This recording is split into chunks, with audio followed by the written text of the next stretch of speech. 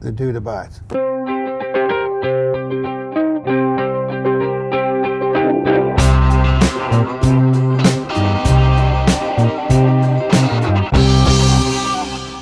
Well, here's the thing. That was the other thing comedy did. It became something that helped me in tandem with the medication. Mm-hmm. One of my family members, who I won't mention, convinced me to get off of my meds.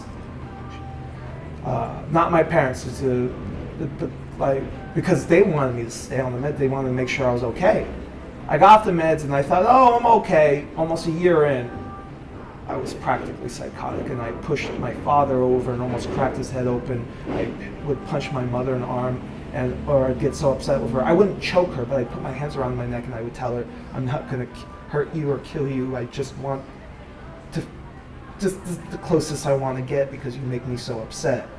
And my parents were finally like, take your meds or we're calling the cops. And I took my meds, and I can't say I haven't looked back since. My parents have more than forgiven me, but I will never be able to forgive myself for laying a hand on anyone, let alone it was my immediate family, my parents.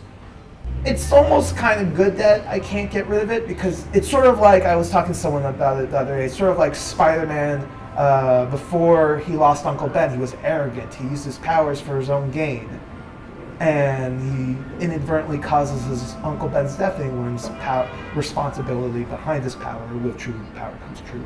With true power comes, however the famous phrase goes. I'm a comic book nerd, and I'm fucking spacing. True power comes true responsibility? Yeah, sure. Let's go with that. Right? Hopefully. Well, and then there's in dreams begin responsibilities, which was I've never heard of that one. That's Delmore Schwartz, but I'm not as smart as you, so. No, I think you are. Oh, you're too kind. I appreciate it. I'm not a fan of me, so. But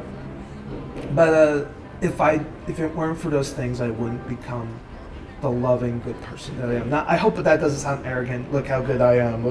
Not like that. Like, I want to be good to people. I genuinely have in my heart you've had to do right by others. You've had to work harder than a lot of people do at getting to a point where you feel comfortable in yourself, and that work pays off. Some people don't have to work at it, and then they don't grow. I mean, in the case of you laying a hand on your mother, like you and your father, you got to learn the lesson without any true damage. I'm lucky my parents were dead. Yeah, they're fine. They still adore you, and you got to learn that lesson it was hard enough lesson and a brutal enough moment for you to really remember it, but not so hard that anyone was really hurt. And then what a wonderful thing that is. It turned out. And it's a perpetual thing that you can go back to, where it's like, oh, I should go off my meds, and then you can remember that, like, say, no, wait a minute, or that was there to teach me this, that, I've got to play it safe in certain ways to monitor myself, and that's great. And you learned. Yeah, and about 1 or 2 years later, I've gotten to stand up, and my life changed. Yeah. And then I'm even nothing but puss.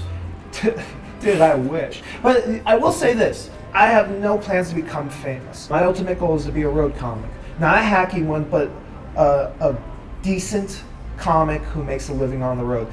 People believe in me, and they believe in this supposed talent that I have, and I believe in myself ultimately. As much as I self-deprecate, I ultimately believe in myself. I wouldn't give on that stage. I've been saying on stage these days, I don't have any self-confidence. I get up there on pure testicular fortitude, to quote wrestler Mick Foley. Do you write your material completely before you get on stage, or is there ad-libbing up there? It's a slight ad-libbing, because I have I'm not a good writer. I have an extremely hard time writing. I don't know what's funny. Like, I would work Well, that's what you learn with a crowd. Sort of, but not really. Like, I still am trying hard to look them in the eyes. I've gotten better at that thanks to comedy, but I still struggle to look people in the eyes. Like, if I talk about it right now, I feel sort of impulsed to do it. Sort of like, almost like to prove my worth to myself. Like, you can do it, Josh. You can do it, Josh. Excuse me, it made me giggle. So maybe I did know it's funny. I'm proving myself wrong here and there. I hope that wasn't scary. Yeah, I'm not terrified of that. No. Good. I meant well. Anyways. Sorry. I think this has been an epic conversation. I think we have to wrap it up, but we've done